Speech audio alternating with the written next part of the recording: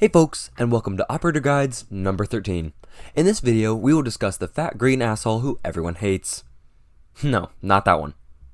No, not that one either. Yeah, him. Seriously, Kapkan's entire life is spent in the closet. He's like the embodiment of the introvert. He lives in a secluded room and hides from everybody. If anyone tries to interact with him, well, he has a solution for that.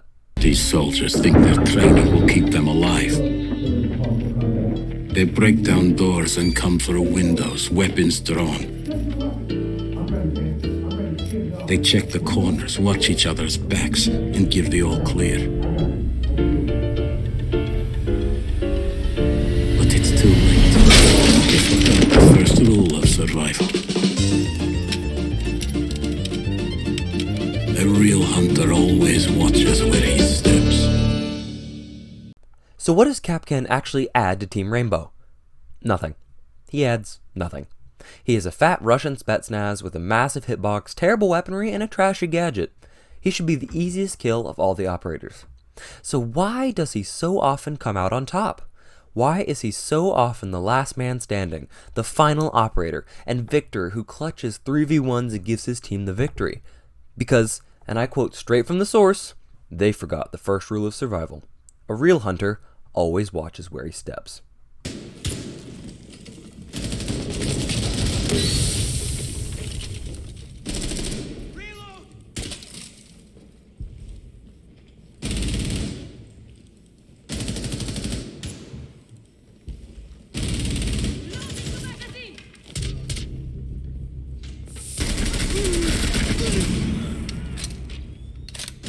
That's right. Kapkan's whole gimmick is basically just a tripwire trap. Before we actually get into his gadget though, let's get into Kapkan himself. His primaries are an SMG with pretty low damage, or a shotgun with ridiculous recoil. I always go for the SMG, but either are a decent choice considering both are terrible. His secondaries are what you really want. Both are pistols, the PMM and the one that has low damage and low range and a low rate of fire. Basically, always choose the PMM. Finally, he has impact grenades or a nitro cell. The impact grenades are a decent choice considering they explode on impact. The nitro cell requires placement skill, but is a remote detonate explosive, so it can't be too bad.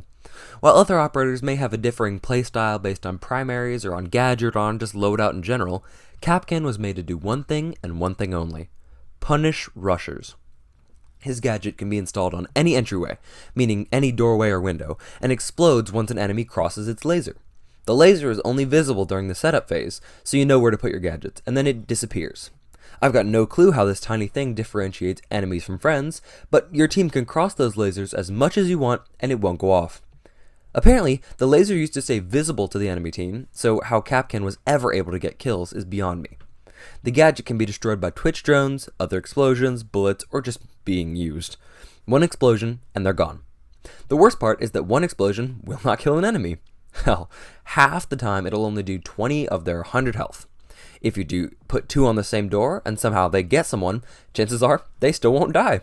It's horrible, and a really long distance to fall from apparently being the best hunter in the Arctic Circle, at least according to his bio. No, Kapkan is not a good operator. He is not made to get kills, or really even win the game. Kapkan's only real use is found in the power of camping. So, in the spirit of the Halloween season, I found two playstyles for both the creepiest and most irritating operator in the game. Find whatever meaning you want in this title, I don't care. Kapkan won't win in a head-on engagement, so he has to give himself the advantage. The best way to do this is by utilizing your traps not as a threat to the enemy, because they're not, but as an alarm that tells you when they pass through that entryway. There's a very specific way to place these traps correctly. Always, always, always crouch when you place them, except on windows. When you crouch, you place the traps lower, away from the attacker's line of sight, making it more likely they miss it and trigger the explosion. Also, and this part is a bit tricky, if you aim your crosshair lower down the door, you'll place it even lower? It only seems to work sometimes and is kinda janky, but give it a shot. The final and most important part in not having your trap spotted is which side of the door to put it on. I know, it doesn't seem all that important, but it really is. Make sure to place a trap on the same side of the door as a corner. That probably doesn't make sense, but this might explain it better. So, you find your corner. As you can see here, there's a hard corner right there where you cannot breach through. On this side of the door, it would be much harder for the operator to see it, so as they're running through, you place your trap somewhere like lower down the wall. Here. There you go. See, it's much lower. It's much harder for them to notice. I'm annoying this castle here by doing this, but that's okay. Drone flies through. As you can see, right here would be much easier to spot. If I place it here and I run through, they won't be able to see the laser, but they're coming through the window, and boom, there's a trap. It's gone. However, that one, boom, you're dead. With that out of the way, we can proceed to the Closeted Camper. The main part of this playstyle is knowledge of where the enemy is. If you know where they are, and they don't know where you are, then you'll probably win a firefight. Do your best to cover every inch away into the objective rooms with one trap each. Again, these are not meant to, or going to, kill the attackers. The point is merely to know when the attackers enter and be able to tell your teammates. Make sure you remember where you put your traps as well, so you can judge what the best course of action is to counterattack. The best part is, you don't even need to hear the explosion, even though it rings throughout the entire map, because you get a notification along with points every time one explodes. You get extra points and another notification if it kills someone, and will even differentiate between if you kill a teammate or an attacker. This brings me to another downside of the traps. When they explode indiscriminately. What that means is that if you or your teammates are near when they go off, you will be damaged as well. If the explosion kills a teammate or breaks a team gadget, you lose points and the reputation along with killing a teammate. I know, it's stupid, but that's how it works.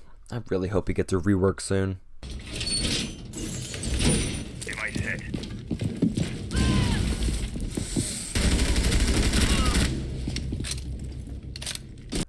So, surround your objectives with traps, and then find a hard corner, preferably with some cover and a sightlight on a doorway, and wait. Do not push firefights. If you charge into a fight that you don't need to be there for, you will die. Your hitbox is huge, possibly the biggest of any defender, and it is ridiculous how easily you can be headshot or just shredded by bullets. Be aware of this possibility when choosing your spot, because you have to have cover to duck behind if you want to survive. You don't really ever have to shoot people unless they come specifically for you, or if you're the last man standing. You are the Closeted Camper, content with a lack of kills and a surplus of knowledge. You can sit in your corner for over 2 minutes. Truly an impressive feat of patience, and a well-padded ass considering all you do here is sit on it.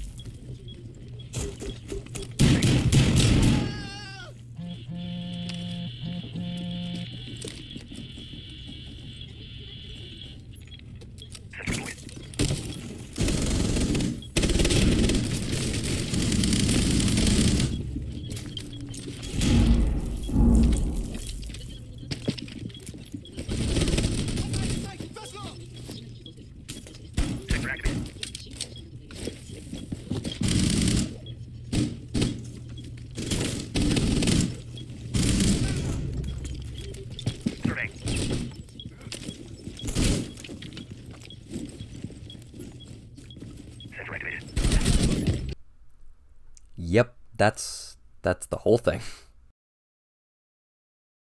Yes, you read that right. If you so choose, on any day of the year, you can make Rainbow Six Siege into a horror game with Kapkan alone. First, of course, you need his Doctor's Curse skin. Then, you need to figure out where the enemy team will be approaching the building. This can be done by scanning the area with cameras as soon as the round starts, and then placing your traps, or just covering the approach to the objective. The first trap they hit, it'll surprise them, but that isn't the scare. One trap, it's loud and it will put them on edge, but it won't hurt too bad. They'll just think it was a one-off thing.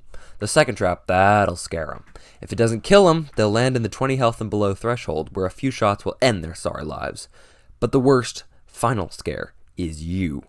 After the second trap, they'll be obsessed with checking doors for traps.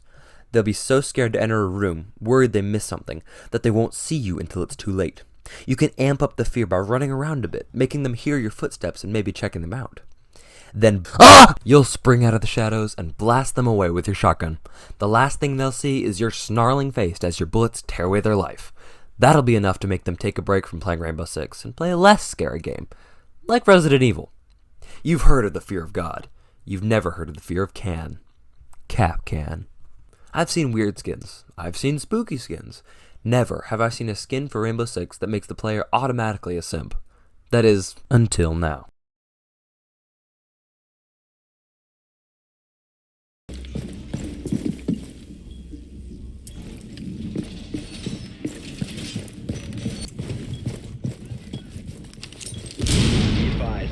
Seriously, they hated themselves and their life choices so much that they ran into my impact in a wild attempt to escape the cruelty of existence.